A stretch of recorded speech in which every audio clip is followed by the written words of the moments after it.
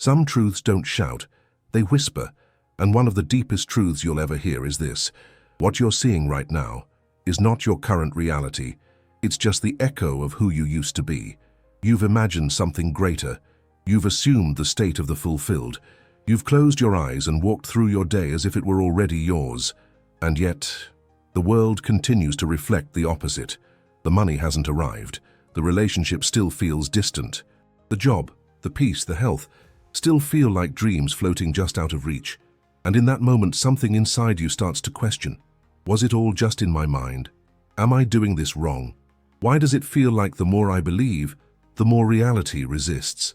This is the secret place where many give up, not because they lack faith, but because no one told them that reality lies first, that what you see is not the truth of what is, but the residue of what was. The world is not immediate. It is delayed. It reflects who you used to be with astonishing fidelity, even as the new self is already blooming inside you. That delay is not a mistake, it's part of the design. The moment you shift your inner state, the outer world doesn't vanish. It dissolves scene by scene like the credits at the end of an old film. Neville Goddard said, "Persist in the assumption that your desire is already fulfilled." But he didn't mean persist with tension or with force. He meant remain loyal to the feeling of completion. Even when everything around you argues otherwise, he knew what modern science is just beginning to articulate. That reality is not a direct mirror. It's a lagging response system, a slow ripple of consciousness echoing through time and form. Dr. Bruce Lipton speaks of it too. Your biology doesn't shift the instant you change a thought. The body, just like the world, needs consistent emotional signals to register a new identity. There is a built-in delay, not as punishment but as protection, so that reality doesn't react to every fleeting fear, but responds only to the essence that you rehearse with faith. You are not broken, you are not blocked. You're simply watching the old script finish its final scene, and your job, the sacred task, is not to edit that scene. It's to hold steady as the next one begins, to stay loyal to your new frequency, even when the old still echoes in the halls. Imagine this. You're in a theater. The film on the screen is still playing out betrayal, scarcity, loneliness, but behind you, the projector has already changed reels. The light has shifted. The story is new. What you see is a delayed broadcast, not your current broadcast. And this is where your power lives, not in trying to fix the world, but in refusing to treat it as the final word. The real evidence is not what you see. The real evidence is what you feel when your eyes are closed. That soft, steady pulse of knowing, that warmth in your chest when you remember who you've decided to be, that is truth. That is now. Everything else is just echo. Today, you will remember. The delay is not denial. The appearance of the old is not failure. It's just the last whisper of a version of you that is already being rewritten. You don't need to fix the mirror. You only need to hold the image, and everything else will follow. There's a kind of ache that arises when you know with every fiber of your being that something has shifted inside, but the outer world doesn't seem to notice. You've changed your assumptions. You've touched the state of the wish fulfilled, but days pass, sometimes weeks, and the same scenes play again like a loop that forgot how to end. It's in this silence, in this slow burn of invisibility, that impatience is born. But impatience is not just frustration, it's a fracture in faith. It's the moment the old self tries to reclaim control, not through logic but through fear. Fear that it's not working, fear that nothing is changing, fear that maybe this whole spiritual path is just another illusion, and that fear, if left unchecked, doesn't just slow down the process, it replaces it. Because when you shift your state but then doubt it because of outer delay, you're not staying in the new, you're confirming the old. Neville said, "An assumption, though false if persisted in, will harden into fact." But most people miss the deeper meaning. False doesn't mean wrong. It means unseen, unproven. It means holding your inner world as truth, even while the outer world refuses to agree. That's the essence of manifestation. Not convincing life to give you what you want, but remaining loyal to the version of you who already received it, even before the evidence appears. This isn't a spiritual fantasy. It's grounded in how biology itself operates. Dr. Bruce Lipton teaches that gene expression, the very blueprint of your body's behavior, responds not to fleeting thoughts, but to long-term emotional environments. A single moment of hope won't rewrite your chemistry, but a consistent, repeated feeling of peace, of abundance, of self-worth, that becomes a signal your body listens to. And what your body believes, the world eventually mirrors. So when it feels like nothing is happening, it's not because you failed. It's because reality is still receiving your new signal. Imagine turning on a light switch. There's a brief pause before the bulb glows. You never doubt it. You don't question the system. You wait a breath and the light appears. In manifestation, that breath can last hours, days, sometimes more, but the principle is the same. Delay is not disconnection. It's just a system aligning itself with your newest command. That's why reactivity is such a costly habit. When you react to what you see, you confirm what you no longer want. But when you observe without attachment, when you can feel lack and not claim it, feel resistance and not embody it, you pass through the delay without breaking the signal. For the next moment, imagine your life is a river. You've changed its course at the source, but the water in the old path still flows a little while longer. That doesn't mean your change failed. It means the flow is still catching up. It means you're in the sacred pause between shift and shape, between choice and confirmation. And this pause is holy. Let it stretch. Let it breathe. And above all, let it carry you deeper into trust. Because the new is not on its way. It's already within you. And time is just the distance between your alignment and its arrival. The old reality is not proof, it's residue. There comes a moment on this path when the world begins to feel like a mirror that's lying to you. You've shifted your assumptions, softened your heart, imagined a new life in vivid detail, and yet the old scenes keep replaying. The same financial tension, the same emotional distance, the same patterns that should have already dissolved. And a quiet question rises within. If I've changed inside, why does the outside still look the same? That question is sacred. It means you are awakening to the distinction between appearance and essence, between echo and origin. What you see right now is not truth. It is residue, the final light of a star that has already burned out. Reality, as Neville said, is yourself pushed out. The world is not a creator, it is a reporter. It tells you what you once believed, what you once accepted, what you once feared. It's yesterday's emotional weather, still clearing from the atmosphere of your consciousness. When you react to it, when you panic at the sight of what you no longer believe, you pull the past back into the present. The echo becomes your new voice again, and the cycle continues. The real mastery, the quiet genius of manifestation, is not in fighting the echo, but in recognizing it as nothing more than sound, reverberating through the canyon of time. The echo is not proof of failure. It's proof that you've spoken something new, loud enough to stir what used to be. Psychology calls it confirmation bias, the mind searching for evidence to confirm its dominant assumption. When you begin to shift, the bias doesn't vanish immediately. It lingers, still scanning the world for the old story. That's why it's not the external world that needs convincing. It's your own perception. What you call reality is not what's happening. It's what you're noticing. So when the old shows up again, meet it with the calm recognition of someone who knows the truth behind the curtain. You can feel the impulse to react, and instead breathe into silence. You can sense the tension of disbelief and simply whisper inwardly, "This is old data. It has nothing to do with me now." And as you do, the old image loses its power. Think of standing at the edge of a canyon. You call out, "I am abundant." A moment later, you hear the echo, "I am lacking." If you don't understand the nature of echoes, you'll believe the canyon is arguing with you. But if you know how sound travels, you smile. You understand that the echo is just delayed sound returning from old walls. In the same way, your life is not contradicting your assumption. It's just reverberating with the last vibration of who you were. Let it echo, let it fade. Do not chase the sound. Do not debate the reflection. Every moment you remain unmoved, every breath you take in silence while the illusion shouts its last protest, strengthens your alignment with the unseen truth that is already unfolding. The old reality does not prove that your manifestation isn't working. It proves that it is. The more loudly the past tries to repeat itself, the more clearly you know it's dissolving. What was once dominant must echo itself into silence before it disappears. And in that sacred in-between, where one identity fades and another begins, your only task is remembrance. Remember who you've chosen to be. Remember that echoes are not creation. Remember that you no longer live in yesterday's voice. And reality, patient but faithful, will eventually stop repeating itself once it realizes you've stopped listening.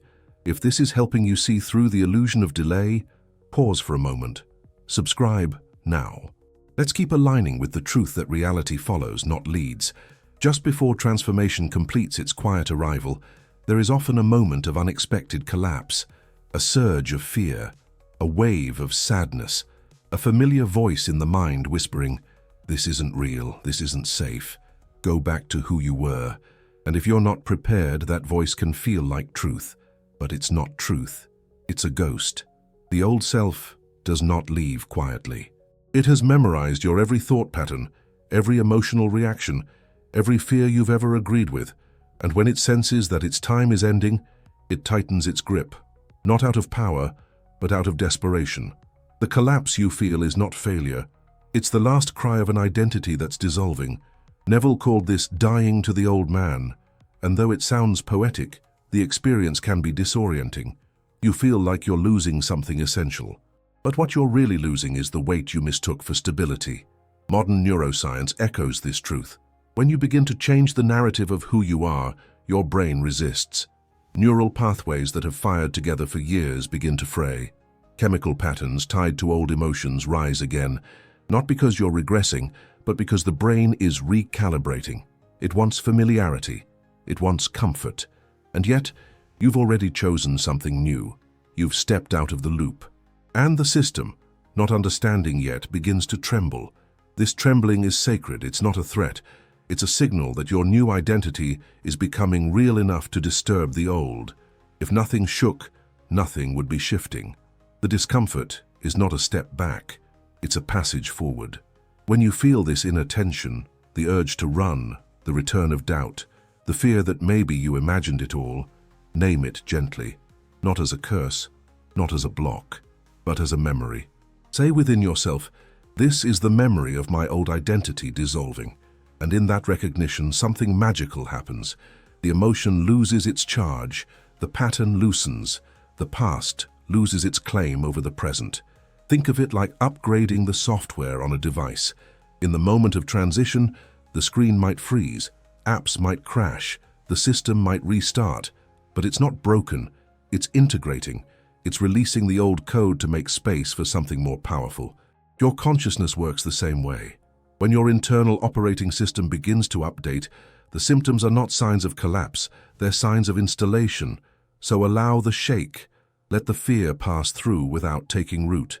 Feel the sadness without making it mean you're failing. You're not. You're shedding, you're rebooting. You're stepping into a self so new that the past cannot follow. And the deeper you trust that this collapse is actually construction, the more gracefully you rise. Because you're not losing yourself. You're losing everything that was never really you. There is a beautiful misunderstanding that often clouds the journey of manifestation. The belief that when things are truly working, everything will feel smooth, effortless and linear. That the path will glow with ease and that each step will look like a confirmation. But if you've walked this path long enough, you already know. Sometimes when your inner world is finally aligned, the outer world appears to unravel. This is the moment many turn back, because the assumption was, if I'm in the right vibration, why does my life feel like it's falling apart? Why are people leaving?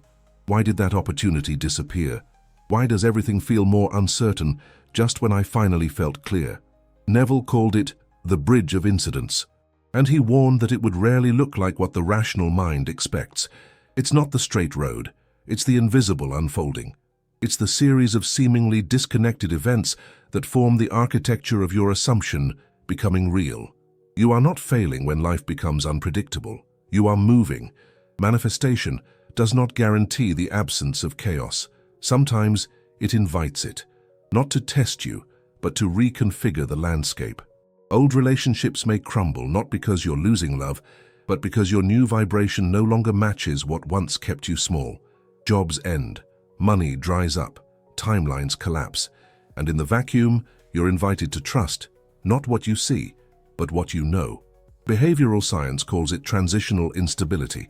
Every system, when moving from one stable state to another, passes through a period of disorganization.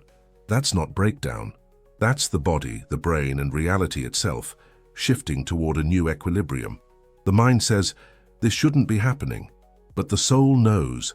The storm is clearing the sky for sunrise. In those moments, your only true compass is inner knowing.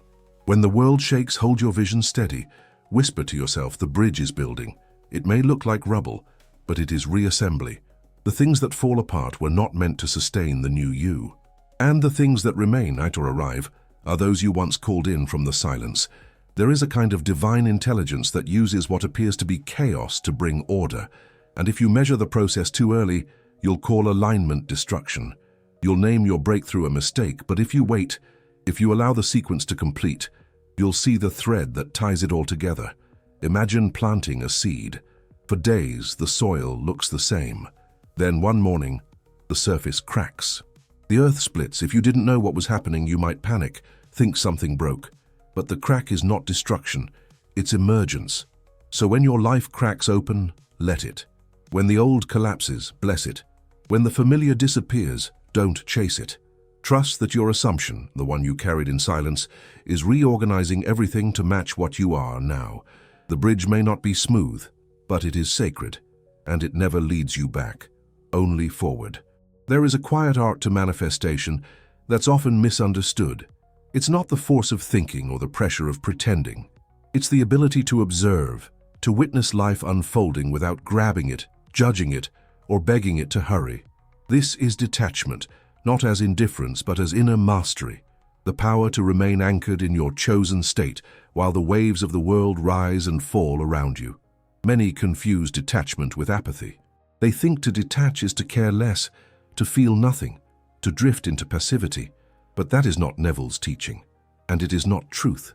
Real detachment is presence without possession.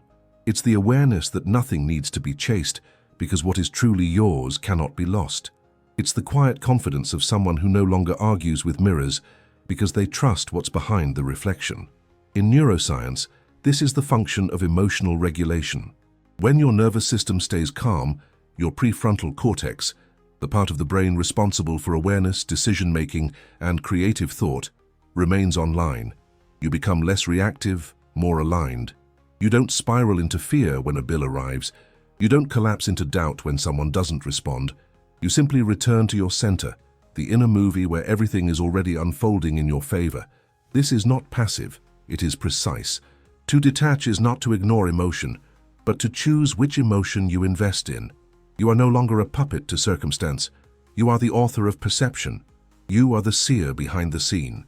In those moments when life tests your balance, when a delay appears, when a trigger fires, when an old pattern knocks, you don't need to react. You don't need to defend your vision. You only need to watch, with soft eyes, with a neutral heart, not cold, but clear. Like the sky watching the weather pass through. Think of a pilot flying through turbulence. They don't dive with the storm. They don't abandon the flight. They maintain altitude. They trust the course. In the same way, you rise above emotional weather not by avoiding it, but by knowing it's not you. The wind may scream, the clouds may darken, but you stay steady, held by a vision that does not depend on the noise outside. This is the discipline of the observer. To feel fully but not be ruled by feeling. To notice the world but not let it narrate your truth. To love, to hope, to act, but from a place of inner anchoring, not outer pleading. Because manifestation is not just about what you imagine, it's about who you remain when the world forgets what you're becoming. And when you can stand in that forgetfulness with grace, when you can detach not from life, but from illusion, something miraculous happens. Life begins to reflect your steadiness. Chaos starts to quiet. The old echoes fade, and you become the still point in a turning world, the one who no longer chases but allows, the one who no longer reacts but radiates, the one who no longer waits because they already are. There's a peculiar kind of disappointment that can visit even the most devoted manifester. It doesn't come from the outer world, but from within. A morning arrives heavy with sadness. A wave of fear you thought was long gone resurfaces. And suddenly doubt seeps in. If I feel this low, does it mean nothing's working? Have I lost alignment? Is the new reality slipping away? But this is the illusion of emotional mirage, the lie that temporary feelings are evidence of permanent truth. In Neville's language, feeling is the secret, but not every feeling is prophecy. Not every emotional dip is a sign from the universe. Many are simply echoes of the old state, passing through your system like leftover weather. You are not the emotion, you are the awareness beneath it. And just because fear arises, it doesn't mean you're failing. Just because doubt whispers, it doesn't mean you've moved backward. It means the body is releasing, recalibrating, reorganizing its chemistry to reflect your new identity. That takes time, and in that time, the residue of your old emotional patterns may still linger. Dr. Bruce Lipton and other biologists speak of emotional conditioning as something cellular. Your hormones, your neurotransmitters, your nervous system, they all respond to patterns that have been rehearsed for years. When you install a new belief, the cells don't always catch up immediately, and the lag between belief and biology can feel like regression. But it's not. It's just the body remembering what you've forgotten, and slowly learning to forget it too. This is why Neville was clear. Do not condition your faith on emotion. The power of your assumption is not measured by how you feel moment to moment, but by the state you return to, again and again, even when the emotional weather changes. That's real mastery, not in suppressing emotion, but in refusing to let it dictate the story. When fear visits, it doesn't mean you're off track. It might mean you're right on the edge of breakthrough. When you feel low, it doesn't cancel your vision. It might be the final detox before your new vibration stabilizes. What matters most is the voice you choose to believe in that moment. You can say gently, "This is chemical residue, not reality. This is emotion, not instruction. This is passing through me, not defining me." And in that softness, you create space. You stop the cycle of interpreting every feeling as a message from fate. And you remember, you are not here to feel perfect. You are here to feel present. Imagine striking a bell. Even after the hammer stops, the sound continues. The vibration lingers in the air. In the same way, even after you've shifted your self-concept, the vibrations of your old self may still hum for a while. Let them. They are not warnings. They are just echoes, dissolving. You are not what you feel. You are the one who feels. And that means you are free, not from emotion, but from letting emotion decide who you are becoming. The vision is still alive. The alignment is still unfolding. And even when the heart trembles, the path remains unchanged, because you walk not by sensation but by inner knowing, not by reaction, but by resonance. And the truth, the deeper truth, is that the fulfilled version of you already knows this, already trusts this, already feels the quiet beneath the wave, and that version is already here. There is a subtle shift that changes everything. It doesn't require effort. It doesn't require action. It only requires a change in where you live, not physically but emotionally, not what you do but who you believe yourself to be in silence. Most people are living toward their desires, toward the money, toward the relationship, toward the healing. They visualize, affirm, and try to align, but their inner language still says, "I'm getting there." And that one phrase, repeated unconsciously, creates distance. The more you believe you are becoming, the more you imply you are not yet. And the universe responds not to your desire, but to your definition. Neville said, "Live in the end. Not dream of it, not reach for it, but live from it, as if the end is already here and you are simply walking through the scene." This is not performance, this is identity. When you stop waiting for your desire to arrive and start being the version of you who already has it, something shifts. Subtly at first, then completely. Cognitive behavioral science confirms this truth. Identity rehearsal, the repeated embodying of a new self-image, reshapes your behaviors automatically. You don't have to force new habits. You live them because they're natural to who you've decided you are. If you are abundant, generosity flows without calculation. If you are loved, you speak with softness and boundaries. If you are healed, your choices reflect peace. The shift is not in doing more, it's in being differently. But being doesn't begin with results. It begins with imagination. It begins in the morning before your eyes open, when you ask not, "What do I need to do today?" but "What does my fulfilled self expect to see today?" That question anchors you. It steers your perception. It rewires your day from the inside out. And from that anchored place, reality begins to adjust. Not because you pushed, not because you chased, but because the outer world no longer needs to lead. It begins to follow. Imagine this. You don't drive your car trying to become a driver. You drive because you already are one. You don't ask, when will I finally be a driver? You sit, you steer, you move, identity first, action second. The same is true with manifestation. You don't attract wealth by trying to be worthy of it. You attract it by living as the version of you who already believes it belongs, not out of ego, but out of inner certainty. That's the secret most miss. They spend years asking how to get there, not realizing the question itself is the block. You are not on your way. You are already the way. The version of you that has it, knows it, lives it, is not in the future. It's a vibration available right now. When you live from the end, the journey changes shape. It stops being a staircase and becomes a mirror. The steps disappear. The seeking ends. You look into the reflection and realize you're not reaching toward anything. You're remembering everything. And the life you imagined starts to look more and more like the life you're in. Not because it arrived, but because you finally did. The void is the proof. There is a sacred stillness that follows every inner shift. A pause. A void. Nothing seems to move. No signs, no breakthroughs, no external change. And yet, this silence is not a mistake. It is the space where the unseen becomes real. Neville spoke of the seed, buried, unseen, and yet already alive. In the same way, once you've assumed the end, reality begins its reordering, not with noise, but with quiet. The subconscious reorganizes, your vibration stabilizes.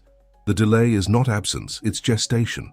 Quantum coherence happens in stillness. Your new state is forming structure, not for your eyes, but through your energy. To fear this silence is to uproot the seed before it blooms. Winter is not death, it's preparation. And this moment where nothing seems to happen is where everything is happening. The mind will tempt you to chase, to doubt. But your work is simple. Stay faithful to the inner knowing. Whisper, it is finished. Let that be enough, because the silence is not the end of the process. It's the invisible moment when creation becomes inevitable. The closer you come to embodiment, the more tempting it becomes to react, to defend your new state, to argue with reality when it still reflects the old. This is the hidden test, not of strength, but of loyalty, not to effort, but to the unseen. Neville called it faith, loyalty to the reality you've assumed even when the mirror shows otherwise. The world may provoke you, a bill, a silence, a delay, and in that moment, everything inside may want to collapse. But this is not a sign to retreat. It's a signal to remain, to hold the inner scene steady while the outer shifts. Neuroscience speaks of response inhibition, the ability to pause before acting, to choose alignment over reaction. And that pause is power. When you stay grounded in the fulfilled state, even under pressure, you don't just maintain your frequency. You deepen it. Imagine an actor staying in character while the set falls apart. That's mastery, not pretending, embodying. So, when the old reality tempts you to react, breathe. Return to your vision. Say inwardly, this is the final exam, and I already know the answer, because your sustained state is the signal the universe listens to, always. When the old reality returns, it's not failure, it's confirmation. Neville said, signs follow. The appearance of the past means your new state is working. Contrast rises before it clears. The discomfort isn't regression, it's release. This is perceptual inversion, recognizing the unwanted as evidence that the desired is taking root. When fear surfaces, say softly, it's clearing. No fight, no doubt, just recognition. Like darkness deepens before dawn, the echo gets loud before it vanishes. Trust that. The old isn't trying to stay, it's saying goodbye. Reality reflects slowly. Neville said, remain faithful to your assumption, not because the world confirms it, but because truth begins within. Dispenza showed the brain accepts imagined states as real. So when peace arises before results, that's alignment, that's creation. The old world isn't a verdict, it's feedback lag. The fulfilled state doesn't chase, it remembers, and your persistence isn't force. It's fidelity to the unseen. The mirror may lie, but your inner vision never does. Hold the signal, the reflection is already catching up.